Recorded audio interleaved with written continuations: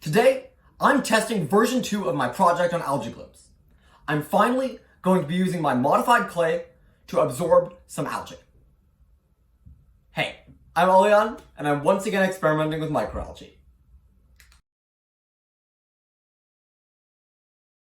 After months of work, researching the idea, getting algae cultures, buying some clay, I'm finally ready to actually run this process in real time.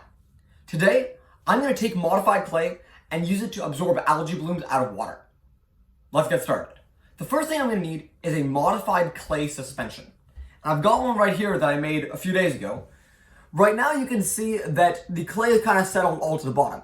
And what that clay contains is both bentonite clay, which came from this bag here, and some chitosan, mixed into some hydrochloric acid, which came from this vial here.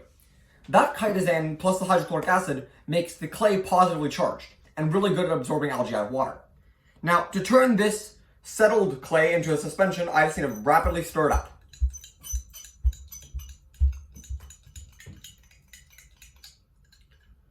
So now all the clay are floating in the water, and I'm going to pull out 1 milliliter of this into 5 milliliters of my Microcystis aeruginosa culture.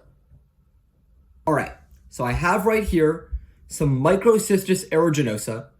It's a cyanobacteria that causes 54% of the algae blooms on the Great Lakes, a set of lakes here in Canada that experience a lot of algae blooms.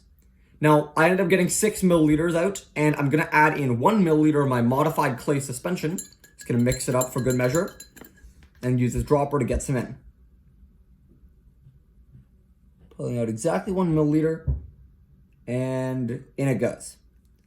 Now, I'll watch it for a little bit as all the algae get flocculated.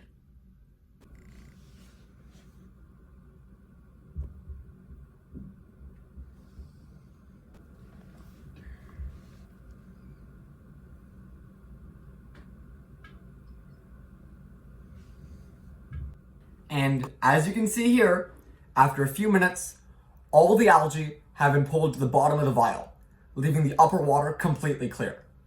Isn't that awesome? So there we go, version 2 of this project. I've finally been able to get algae, specifically the cyanobacteria Microcystis aeruginosa, make some modified clay, modify with chitosan and hydrochloric acid, put them together, and develop a complete solution to algae blooms. Now, next week, version 3 of this project will be coming out, but I'm going to be focusing on the other half of the project, turning modified clay into concrete. After modified clay is used to absorb algae, I would love to be able to integrate that into concrete to not only sequester the carbon dioxide that the algae absorb, but generate economic returns for both the concrete industry and communities affected by algae blooms. Now, I will give a sneak preview.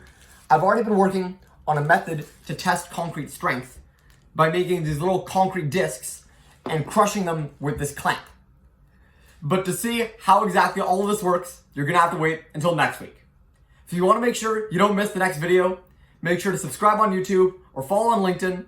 And as always, I will see you in the next one.